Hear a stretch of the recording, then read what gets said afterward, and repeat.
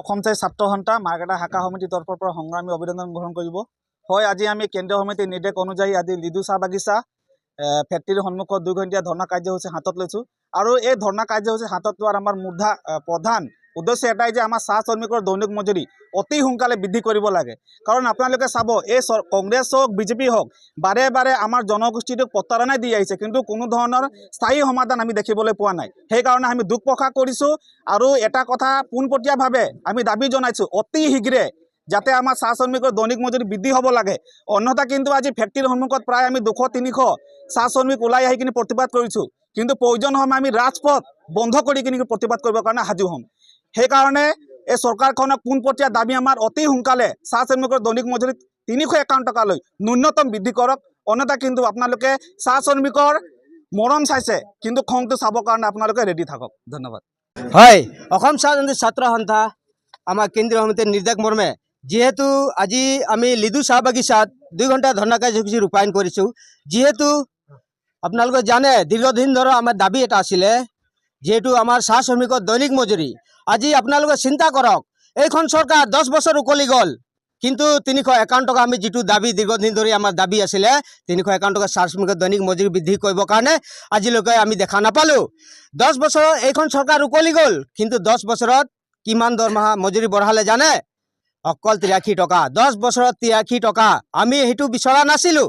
আমি কৈছিলোঁ আমাক চাহ শ্ৰমিকৰ মজুৰি 351 টকালৈ বৃদ্ধি কৰক, কিন্তু সেইটো নকৰি ইহঁতি ভেকু ভাওনা কৰিব ধৰিছে। বাগানে বাগানে টকা 5000 দি পেলাই ইহঁতে কি দেখাব বিচাৰিছে আমি ক'ব পৰা নাই।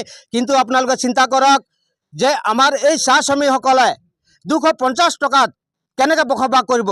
যিখিনি মানে মূল্য বৃদ্ধি, যিকেইটা বস্তু বাহিনীৰ দাম বাঢ়িছে, প্ৰত্যেকটো বস্তু ইহঁতে কিনি খাব লগা হয়, কাৰণ ইহঁতৰ খেতি বাতি নাই। আৰু ইহঁতে ক'লে কি এইখন চৰকাৰে যে চাহ বাগিচাৰ বাসগৃহৰ সৈতে যিটো মাটি পট্টা আমি দিয়াৰ ব্যৱস্থা কৰিম, কিন্তু সেইটো দেখিব পালোঁ গোটেই অসমত যেহেতু 800ৰ অধিক আমাৰ চাহ বাগিচা আছে। সেইটো আমি কি দেখিব পালোঁ, 2-4খন বাগানত নাপজোখ ছাৰ্ভে এটা কৰিব দেখিলোঁ, তাৰপিছত এতিয়া দেখিছোঁ বন্ধ হৈ আছে। মানে সেইটো কি দেখাব বিচাৰিছে? এই 2026ৰ ইলেকশ্যনৰ বৈতৰণি পাৰ কৰিব এটা পৰিকল্পনা আছে নেকি চৰকাৰ? আমাৰ সন্দেহ হৈছে। আমি পোনপটীয়াকৈ চৰকাৰক আমি সকীয়াই দিব বিচাৰিছোঁ, 2026ৰ এইখন বিধানসভা ইলেকশ্যনৰ আগে আগে যদি আমাৰ চাহ শ্ৰমিকৰ মজুৰি 351 টকালৈ বৃদ্ধি নকৰে, কিন্তু এই চৰকাৰে আশা নকৰিব যাতে বিজেপি ভোট পাব বুলি। কিন্তু আমাক চাহ বাগিচাটো সোমাবলৈ আমি বৰ্জন কৰিম, কিন্তু এইটো স্পষ্ট কথা। আমি বাৰে বাৰে অনুৰোধ কৰি আছোঁ এইখন চৰকাৰক, যিহেতু আমাক যিটো শ্ৰমিক যিটো দূৰ অৱস্থাত আছে ইহঁতক দৈনিক মজুৰি 351 টকা বৃদ্ধি কৰিবলৈ আমি বাৰে বাৰে অনুৰোধ জনাইছোঁ।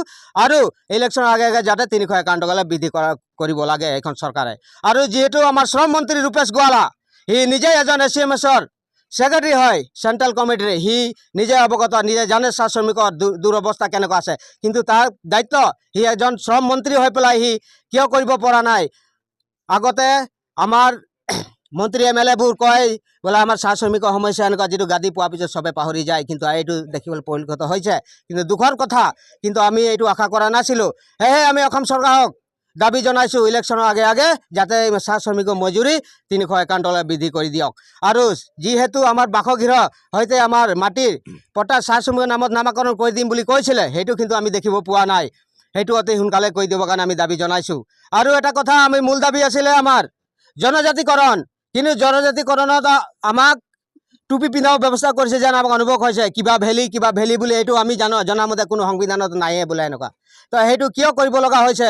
কাৰণ আমি অসম ছাত্ৰ সন্থা জন্ম লগ্নৰ পৰা আমি প্ৰতিবাদ কৰি আহিছোঁ যে আমাৰ অধিকাৰ কৰা, আমাৰ প্ৰাপ্যৰ কাৰণে। কিন্তু এইখন চৰকাৰে যেতিয়া 10 বছৰ আগত কৈছিলে এইখন চৰকাৰে যদি আমি গাদীত আহিলে আমি জনজাতিকৰণ আমি অতি সোনকালে কৰি দিম, কিন্তু সেইটো পৰিতাপৰ বিষয়। আজি 10 বছৰ উকলি গ'ল, কিন্তু আজিলৈকে জনজাতিকৰণ কৰি নিদিলে। কিন্তু সেয়ে মই বৰ বেছি নকওঁ, এইখন চৰকাৰে মুঠতে সিমানে কথা, এইখন চৰকাৰ 2026ৰ আগে আগে যদি 3টা আমাৰ দাবীখিনি পূৰণ নকৰে, জনজাতিকৰণ, চাহ শ্ৰমিকৰ মজুৰি বৃদ্ধি আৰু আমাৰ ST মাটি পট্টা 3টা বিষয় যদি পূৰণ নকৰে, কিন্তু 2026ত আমিও বিজেপি চৰকাৰক দেখাবলৈ আমি সাজু থাকিম। ধন্যবাদ।